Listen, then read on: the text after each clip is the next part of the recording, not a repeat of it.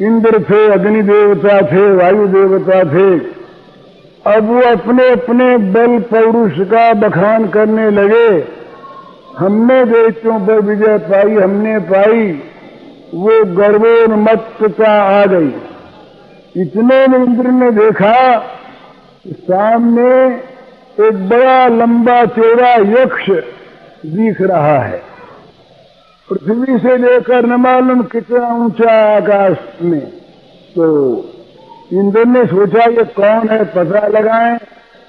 बातचीत हुई तो अग्नि देवता बोले कि हम जहाँ पता लगाया हुए हैं। बोले हाँ पता लगाओ, आप जाओ। तो अग्नि देवता यक्ष का पता लगाने पहुंचे। यक्ष ने पूछा अग्नि से कि आप कौन हैं? तो अग्नि देवता भी अपने गर्भ में थे। बोले हम कौन आप नहीं जानते? हम तो अग्नि हैं, जात वेदा हैं हम तो बोले आप क्या करते हैं, क्या शक्ति आप में है, क्या बल है? बोले हमारा बल भी कोई अनजाना बल है क्या? हम सारे संसार को भस्म कर दें, अभी इसी क्षण है समस्त चराचर को हम दग्ध कर दें, जला दें। तो कहा ऐसी शक्ति आप में? बोली ये तो है ही। तो यक्ष ने एक सूखा तिनका दिखाकर अग्नि से कहा कि आप जाओ इसको जला दीजिए। अग्नि देवता ने मन में अपना कुछ अपमान सा समझा कि मुझे कहता कि ये तिनका जला दो। तिनका कौन बड़ी बात है? अग्नि देवता ने सहज उसे जलाने का प्रयास किया, वो जला नहीं। अग्नि देवता ने अपनी पूरी शक्ति जो कुछ वो अपने में समझते थे वो लगा दी, पर तिनका जला नहीं। जलता कैसे? अग्नि में जो अग्नित्व था, अग्नि पना था, वो नहीं रहा। तिनका नहीं जला तो यह हतप्रभ होकर, लज्जित होकर वापिस लौट आए। इंद्र ने पूछा क्यों, पता लगा दो? नहीं हमने तो कुछ पूछा उछा नहीं, आ गए ऐसे ही। तो वायु देवता बोले हम जाएं? हाँ बोले आप पधारो। तो वायु देवता गए यक्ष का पता लगाने। यक्ष ने पूछा महाराज आप कौन है? बोले हम वायु हैं। आप में क्या क्या शक्ति है, आप क्या कर सकते हैं, क्या बल आप में? बोले हमारा बल सब जानते हैं, हम सारे संसार को यूं आकाश में उठा दें और ठहरा दें उसको, ऐसे ही हमारे बल पर उड़ा दें सबको। तो उन्होंने यक्ष देवता ने वही तिनका दिखाकर कहा कि जरा इसको उड़ा दीजिए आप। अब महाराज वायु देवता भी अपना सारा जोर लगाकर हार गए। वो तिनका हिला भी नहीं। तो वायु देवता भी वहां से असफल होकर लौट आए। बोले हमने भी कुछ जाना वाना पूछा ही नहीं, क्या पूछते। इंद्र स्वयं गए। इंद्र के जाते ही वो यक्ष जगदम्बिका के रूप में परिणित हो गए। ब्रह्म विद्या भगवान की शक्ति उमा जगदम्बा ने इंद्र को बताया कि तुम क्या अभिमान करते हो, तुम्हारे में और वायु में, अग्नि में, किसी में भी जो बल है वो बल तो जहां बल है उसका बल है। ये पंखे लगे अभी और देखिए कितना चल रहे हैं, हवा आ रही है। और यदि पावर हाउस से वो कनेक्शन तोड़ दिया जाए, वहां से करंट न आवे, तो बड़े सुंदर पंखे हैं, बड़े हवा दे रहे थे, किस काम के हैं? तो बल तो जहां बल है वहां से आता है। तो प्रहलाद के लिए जितनी भी शक्तियां थी प्रहलाद को मारने की, उन सब में जो मारने की शक्ति थी, बल था, वो भगवान का था। तो भगवान ने अपने उस बल को वहां से हटा लिया। तो अग्नि जला नहीं सकी, प्रहलाद को अग्नि जला सकी। वही प्रहलाद को अग्नि में बैठा ठंडक का अनुभव कर रहा है और उसी अग्नि में होलिका देवी जल जाती हैं। क्या बात है। तो ये भगवान का बल, तो भगवान का बल जिसको प्राप्त होता है उसके सामने सारे बल परास्त हो जाते हैं, वो निर्भय रहता है।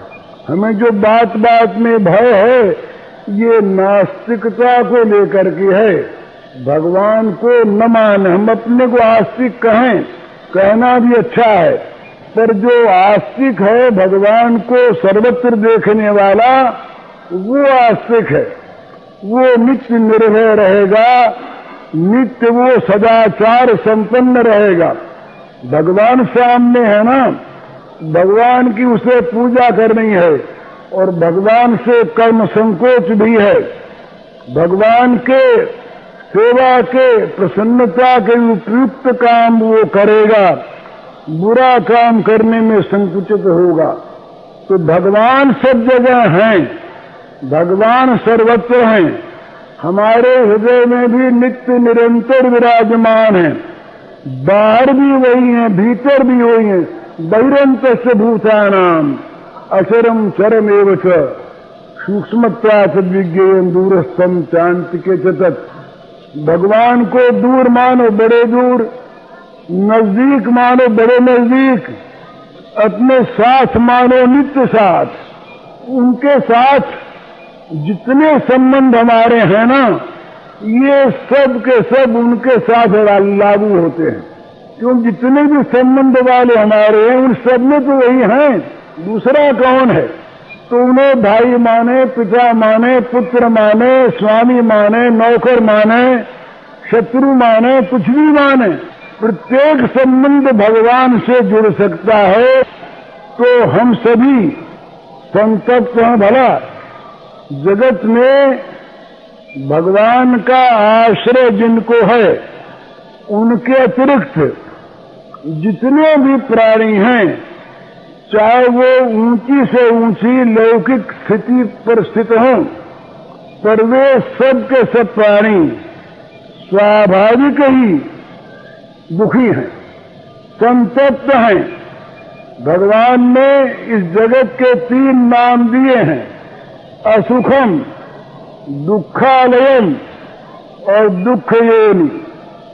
भगवान ने कहा कि अर्जुन देखो, तुम जिस जगत में हो, जिस लोक में हो, ये असुख है और अनित्य है।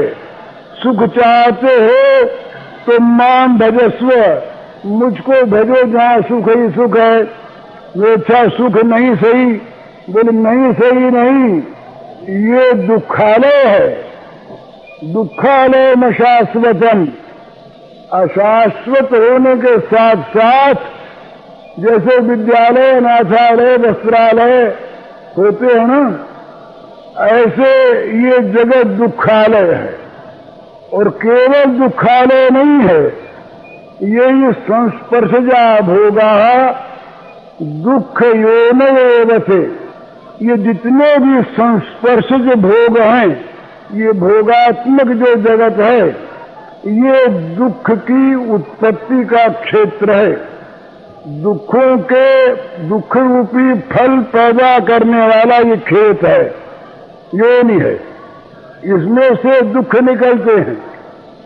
तो इस जगत में जगत को पकड़कर जो लोग, चाहे वो इंद्र बन जाएं, किसी भी ऊंची से ऊंची स्थिति में वो चले जाएं, वो दुखी रहेंगे, वो संतप्त रहेंगे।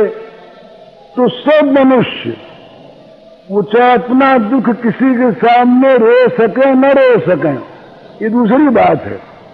ये जो बड़े लोगों का दुख होता है ना, वो ज्यादा दुख देने वाला होता है।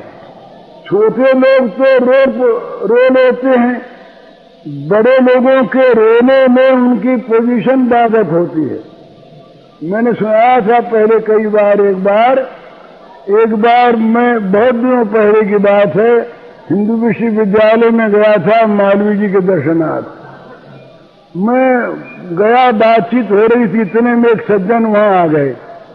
वो मेरे पुराने परिचित थे, बहुत दिनों से नहीं मिले थे। तो बातचीत होने के बाद उन्होंने मुझसे कहा कि भाई हनुमान तुमसे कुछ बात करनी है। मैंने कहा करो। बोले यहाँ नहीं, अकेले में करनी है।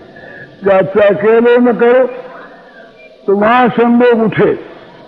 वो विश्वविद्यालय की सीमा से बाहर जंगल में वो मुझको ले गए और वहां ले जा करके पेड़ के पास जा करके बोले बैठ जाओ।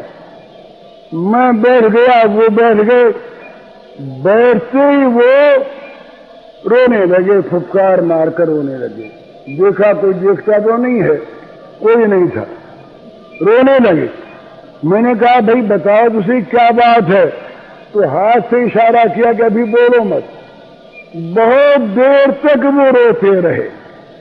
फिर उनमें अपने आप धीरे आया, रोना रुका। तो पहली बात वो ये बोले कि आज रोने का मुझको अवसर मिला। फिर उन्होंने अपने दुख बताए। वो दुख वही जानते थे, ऊपर से देखने वाला उन दुखों की कल्पना नहीं कर सकता, पर वे उन दुखों को भोग रहे थे।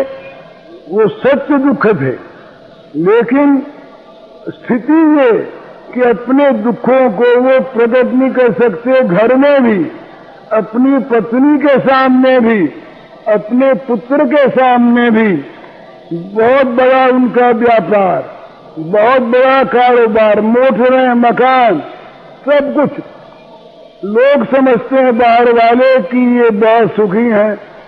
जिनके पास अभाव है, वो जिनके अभाव नहीं है उनको सुखी मानते हैं, पर उनके पास अभाव नहीं है उन वस्तुओं का जिनका इनके पास अभाव है, पर उनके पास दूसरी वस्तुओं का अभाव है। संसार में कोई भी प्राणी ऐसा नहीं है जो प्रकृति के राज्य में रह करके अपने को पूर्ण कर सके। प्रकृति में सब कुछ अधूरा है, यहाँ कहीं पूर्णता है ही नहीं। तो जहाँ जिस किसी अवस्था में मनुष्य पहुंचेगा, उसी अवस्था में उसको अभाव की अनुभूति होगी। ये चीज इतनी और हो तो ठीक हो, वो उतनी और हो या आगे से आगे चलते ही रहेगा। इसमें ये कभी बंद नहीं होगा। और जितनी जितनी सफलता मिलेगी उतना उतना ये प्रकृति के राज्य में आगे बढ़ना चाहेगा। फिर महाप्रलय होगी तो वो रुकना बंद होगा। ये संसार का अनादिकालीन ये स्वरूप है। संसरण ये चल रहा है, बनता है, बिगड़ता है। ये सृजन और संहार ये भगवान की लीला है। तो जगत में सुखी कोई नहीं है।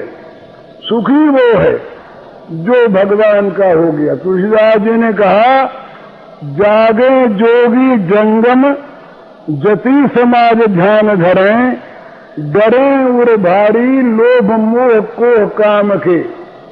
जागे राजा राजकाज मंत्री समाज साज, सुन के समाचार बड़े बैरी बाम के। जागे बुध विद्या हित पंडित चिकित चित्त, जागे लोभी लालची धरण धन धाम के। जागे भोगी भोग ही वियोगी रोगी रोग बस, सोए सुख तुलसी भरोसे एक राम के। पक्की बात। सबके नाम गिना दिए, योगियों जतियों के भी। उनको डर रहता कहीं काम को जाकर के न पछाड़ जाए।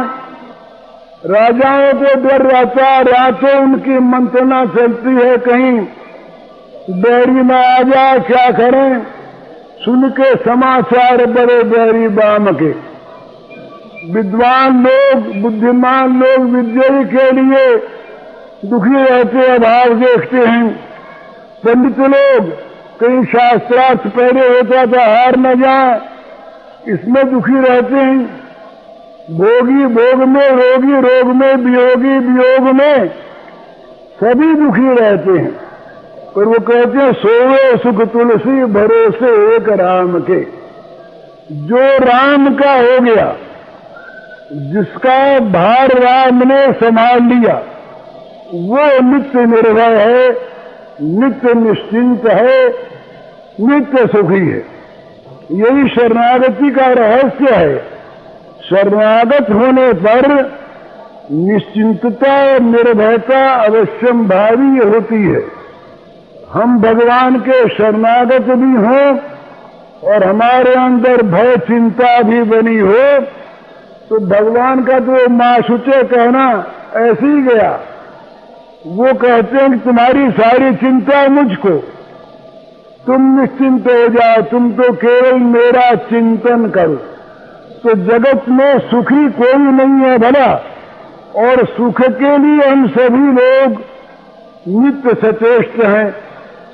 जितनी भी हम लोगों की क्रियाएं होती हैं अपनी जान में, भूल करता हुआ आदमी पर वो करता है अपना मन चाहा सुख प्राप्त करने के लिए, पर वो जहां जाता है, जिस वस्तु को पाता है, वही कहती है कि मैं तो दुख रूप हूं, अगली वो चीज मिलेगी तब तुम्हें सुख होगा।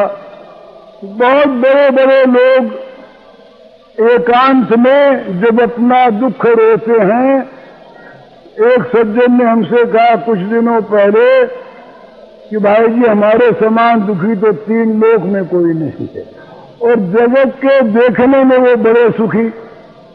हम जिनको उच्चाधिकारी मानते हैं, बड़े बड़े देशों के जो डिक्टेटर हैं, ऐसे लोग भी परम संतप्त रहते हैं।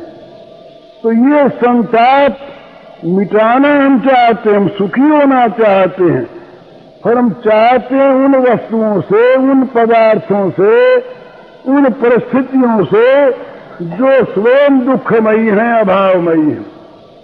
तो ये सुख कभी मिलने का नहीं है, ये सुख का सपना कभी सफल होगा ही नहीं, किसी का आज तक हुआ नहीं, हो सकता नहीं। इसलिए ऋषियों ने, संतों ने, महात्माओं ने ये बताया, भगवान ने स्वयं कहा भजस्व माम, यदि तुम सुख चाहते